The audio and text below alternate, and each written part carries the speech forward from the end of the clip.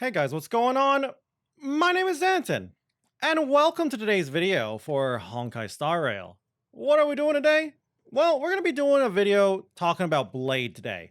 Today we're going to be talking about Blade and whether you should or should not roll for them. We're going to go through Blade, we're going to go through his kit really quick, and I'm going to list a bunch of pros and cons in my opinion, and I'll give you my personal opinion on if I think Blade is a good roll, good pull, or a bad pull.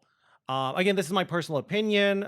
If you, at the end of the day, if you just like Blade, pull for him. Really, if there's a character you like the design, you like their play style, just roll for them. Don't worry about it. Just play whoever you like, build whoever you like. But this is more for the people who are on the fence about Blade because he's been out for a while. You know, the Blade lovers, the Blade Wanderers, they've rolled by now. The people who still are thinking, this is mostly for you guys. This is mostly to try and like push you one way or the other and just give you a little more information, a little more discussion for the Blade discussion, and just my personal opinion on Blade. So I do think he is a good character. He's a good destruction character, a win character, and all that. And you know, not many win characters in the game. Just what, Dan Hung, and Sampo. So there's already that. So let's go and talk about his kit. Now, first off, in his kit, we just have his basic attack. Not much to talk about here. Pretty standard basic attack. You know, doesn't really do anything else. Just deals some damage, win damage, whatever. Now, there is a enhanced version of his basic attack, which is very important for him, but we'll talk about that after we look at his skill. Now, his skill is kind of his bread and butter, like a lot of characters, but his skill is very important for him. Takes away some of his HP to enter Hellscape state, basically to enhance his basic attack. Plus, using this skill doesn't end his turn, so you can just, kind of like a Xing Shui skill, so you can just use it and then start using your basic attack again. Also doesn't regen energy, so that is kind of something you might want to keep in mind if you're trying to get an ult ready to go. But when you use it, you go and his next 3 attacks will be, or sorry, not his next 3 attacks, his next 3 turns, his basic attack will be his enhanced attack. I believe it is called Forest of Swords. So let's actually look at it though. What does it do? As you can see here, you could just read this if you want. To put it simply, it basically turns his single target attack into an AoE, pretty much like the Fire MC's enhanced attack. Yes, there are minute differences, but it's very, very similar. Just think about how the Fire MC, when they have enough of their charges, they attack the target and they attack the 2 units on the side of that target. That is exactly what Blade is doing pretty much. Of course, it does matter with how much HP he's missing and all that stuff and scaling and stuff, but at its core, damages a target, damages who's near the target. So pretty good AoE there. Next up though, before we talk about his ultimate, let's talk about his techniques and his talents. Technique's nothing special here. It's a pretty standard technique in all honesty. Like a lot of characters, you use his technique, he attacks an enemy, and you enter combat. Specifically, he will use up some of his HP, which is pretty good for his kit. And he will deal a bunch of AoE damage, so that's really nice at just farming up trash mobs and trash enemies, really, and just clearing out some, like, small, weakish units to focus on the big guys, which is, you know, really nice. As for his talent, there's a lot to talk about here. And this is a lot of where his kit is centered around, like a lot of characters. So whenever he takes damage, or just loses HP, consumes HP, whatever you want to call it, he will get a charge stack, and he can get 5 charge stacks. He can only get 1 every time he's attacked though, so you know, those kind of enemies that attack like multiple times with 1 attack won't just give him like a full stack of charges, so you know, don't be excited, don't try to do that. Now again, this is one of the great things about Blade. When he gets all of those charges, he basically counterattacks. He launches up a follow attack, dealing a bunch of AoE damage, attacking all enemy units. So really, really nice. Like, love it. Like, kind of like kind of like a self-harm, self-damage Jing Yuan Thunderlord kind of thing. Like, you know, Jing Yuan, with Jing Yuan, you do whatever, you use his ultimate, use his skill, and you get Thunderlord stacks, and Thunderlord comes down and just bonks the enemy. Instead of summoning some big Susanoo-looking guy, Blade will do it himself. He'll just hurt himself, take some damage, tank some damage, and then eventually he'll just get mad and hit everyone in return. So yeah, very nice talent. Pretty good if he can just be the target of a lot of damage. So yeah, his talent's really good. As for his ultimate, pretty good. Cuts his HP down to 50% of his max HP, so, you know, gets really low HP. Could be a little iffy there against certain enemies, certain content. And he does a bunch of damage. Basically some nice AoE damage, similar to his enhanced basic, you know, targets a single target and then does damage to the adjacent units. Of course, the majority of the damage will be done to the targeted unit, but some nice AoE as well. Again, very similar to the Fire MC's enhanced attack. So yeah, pretty solid ultimate. Overall, solid kit. Exactly what you would expect when you hear a kind of self-damage dealer, if that makes sense. You know, being a destruction character, he is going to fall behind in terms of single target compared to some characters like Zila, Sushong, I guess Yanqing as well. Like, yes, they will beat Blade in single target damage. That doesn't mean Blade has terrible single target damage, but Blade does want to be used against enemies that have, you know, summons, like, you know, a Sivarog, for example, or, you know, wave-based stuff. In other words, content where there is more than one thing to target, basically.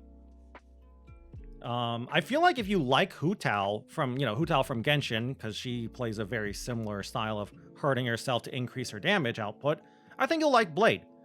So next up, before we talk too much more about Blade, let's actually talk about some pros and cons. I got this little graphic here. It'll be filled out by the end of talking about the pros and cons in the end of the video. I like this little graphic here because it lets you guys, the viewers, just visualize all the pros and cons and help you come to your own decision of whether or not you think it is worth pulling Blade. So, first pro we have for Blade, you might say like, okay, streamer, really? That's the first pro? Yes, he is a strong wind damage dealer. The reason I'm even mentioning this is, if you want a wind damage dealer, who are you using? Dan? Like, that's it, Dan. Like Dan Heng. Yes, there is Sampo. Before you say, what about Sampo? Sampo is... Yes, he can push some damage, but if you're using Sampo as, well, a Blade or just a main damage dealer, you're gonna struggle. Like, he is definitely not meant for as a main damage dealer.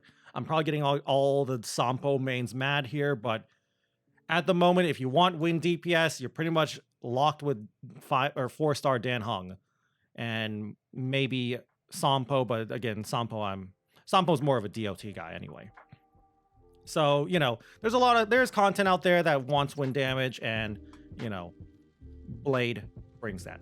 Our next pro, though, he has, well, this is basically his kit, good AoE and solid single target.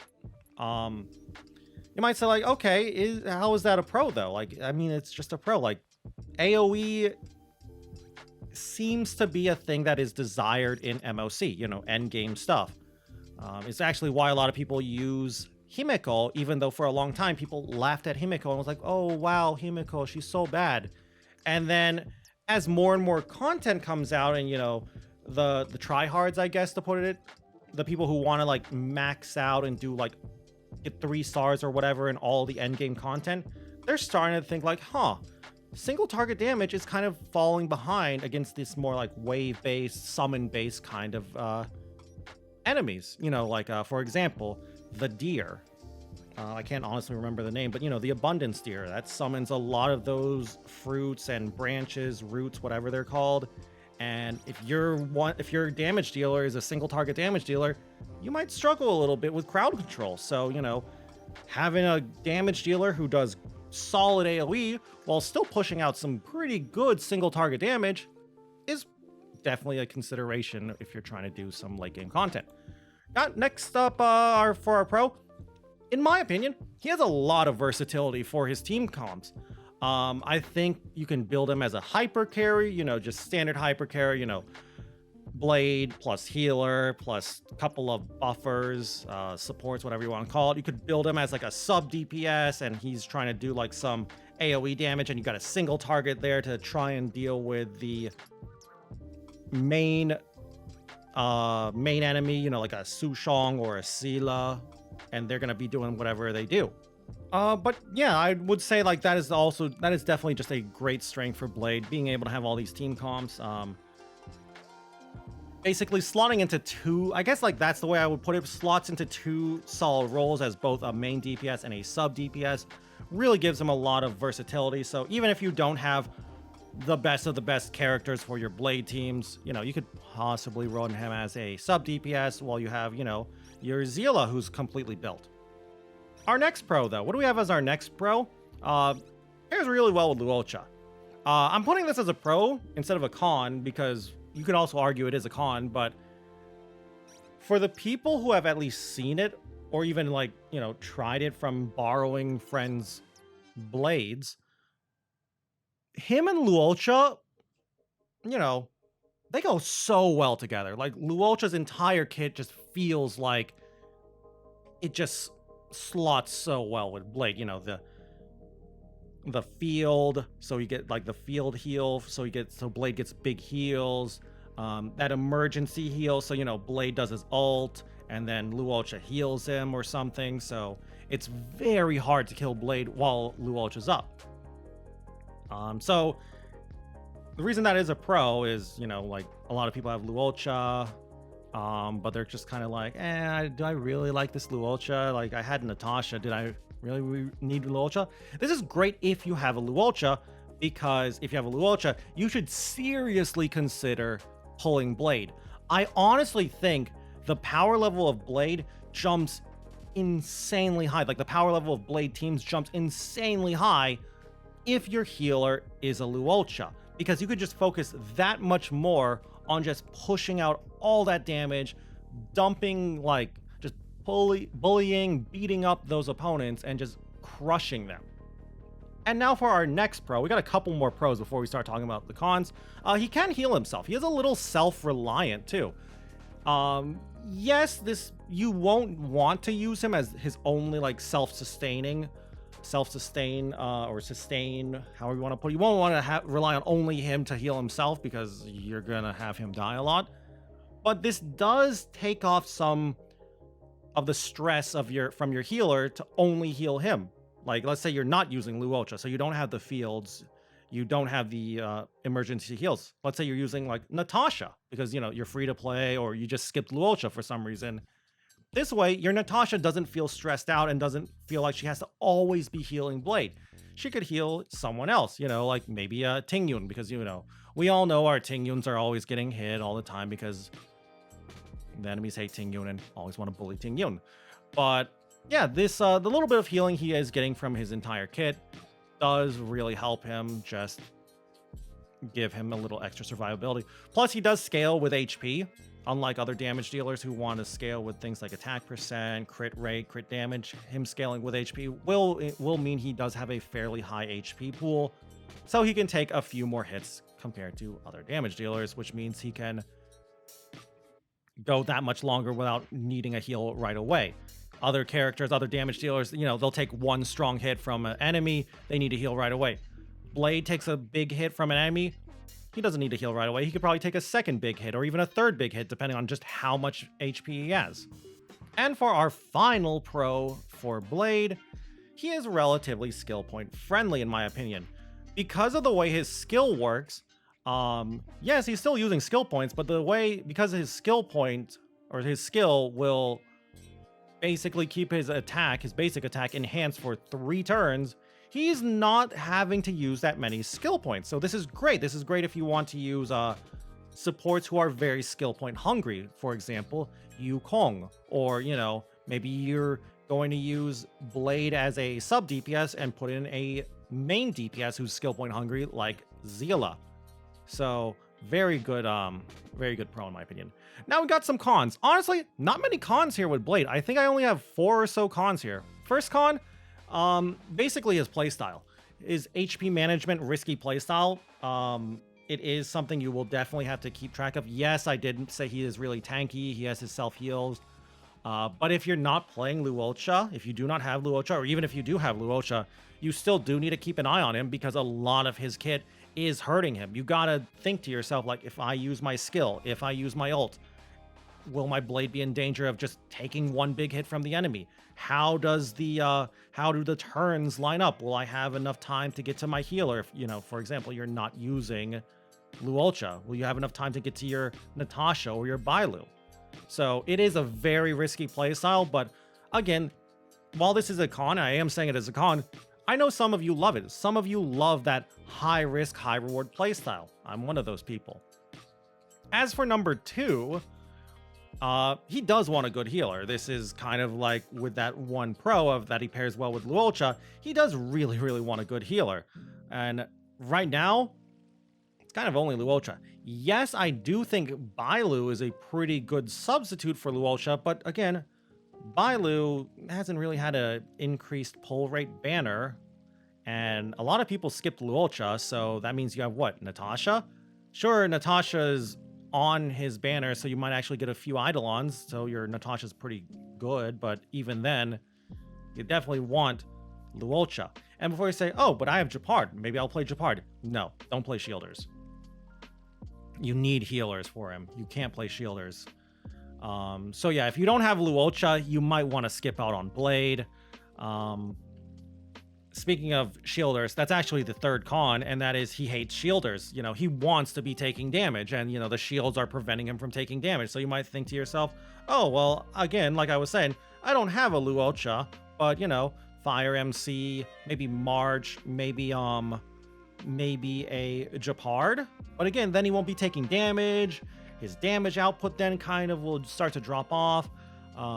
Quick note on March though, with her taunt, maybe you can do some like finessing there with some numbers and exactly just how big of a shield she's giving.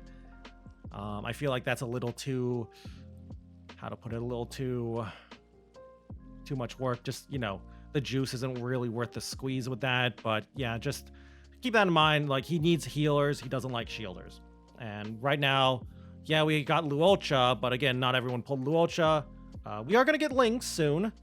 So maybe you want to pull Blade in preparation for Lynx if you think you'll like Lynx with Blade.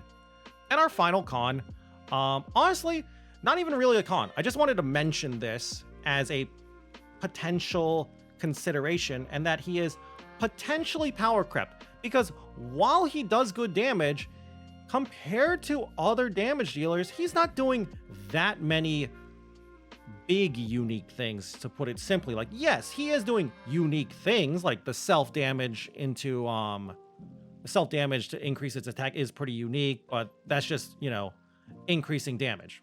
Whatever. Like, as the next damage dealer comes by and you're like, well, I don't want to play with Blade anymore. The counterattack is probably, like, the counterattack, the technique, whatever you want to call it, the charges, that's probably the most, like, unique thing to Blade. So I would just say, if you are going to consider rolling Blade, just maybe look at leaks, maybe look at upcoming damage dealers and think, like, maybe I want to save for that damage dealer. So, in the end, should you pull Blade?